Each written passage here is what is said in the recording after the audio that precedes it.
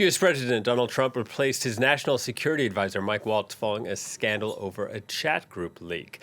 Instead, he was given the post of ambassador to the United Nations, widely seen as a demotion. Now, back in March, Tim Waltz added a journalist to a Signal chat that was being used to discuss military plans. So naturally, Signalgate came to everyone's minds, but the White House says his move is not related to this. Regardless, this marks the first major cabinet shakeup of Trump's new term. Joining me on the set is Shirli Sitbon. Hello to you, Shirli. This, as it was known, was Signalgate. It happened weeks ago, over a month ago, and the administration, conservative media, largely defended everyone that was involved. The White House says Tim Waltz's move here, not related to that. So what do you make of the timing of this?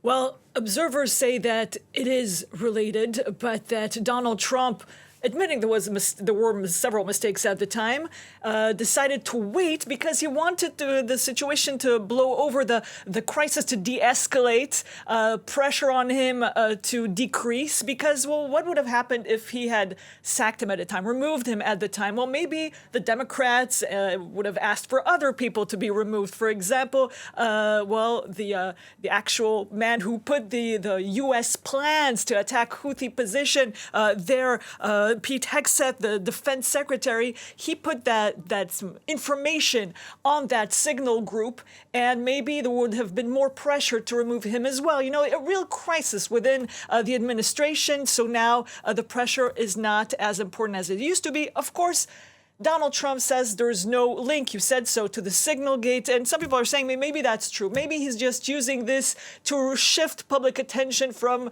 the inflation. Also, other people saying that, well, perhaps you need to remember that that was a bit of a style in the first mandate of Donald Trump. He had 4 different national security advisors, and maybe this is not at all related to Signalgate. Maybe this is a policy issue. Maybe, well, Mike Waltz did not have the same approach, the same ideas as Donald Trump, and he's looking for a different type of advisor. Yeah, the other thing interesting is that Mike Waltz being shifted rather than being kicked out. So if he were a disgruntled cabinet member, maybe he wouldn't be speaking to the media as frequently. The man that's going to be replacing him, at least on an interim basis, Secretary of State Mark Rubio. What can you tell us about that? Well, we know that he is the first since Henry Kissinger to hold both positions. He is still Secretary of State and National Security Advisor, temporarily for that second position.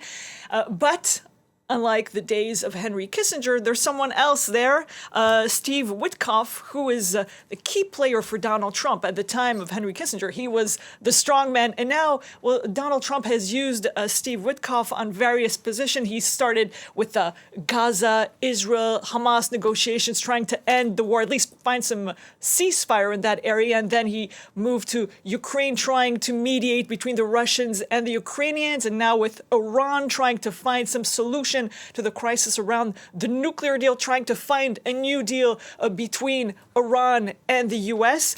So we heard a few hours ago Marco Rubio trying to explain his positions, the positions, because, for example, on Iran, what does that mean, changing from Mike Waltz to him? Mike Waltz he said that he wanted the Iranians to dismantle entirely their nuclear facilities. The Iranians said, no, that is a red line, we won't go there. This would have crumbled entirely the negotiations, and Donald Trump wants to resolve this, in priority in negotiations, does not want to go into a war, does not want to strike Iranian facilities. Well, today we can say that Marco Rubio tried to find different words to basically say the same thing.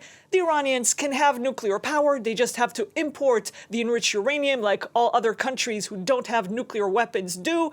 Basically saying the solution's there, you just have to seize it, with words that are not as hawkish as the ones used until now. Absolutely no word of attacking Iranian facilities. So trying to find another way of saying basically the same thing, with Donald Trump trying to find a solution of Iran with no nuclear weapons, but also who has hope of solving its economic problems. All right, Shirley. Thank you very much, Shirley Sitbon from our International Affairs Desk.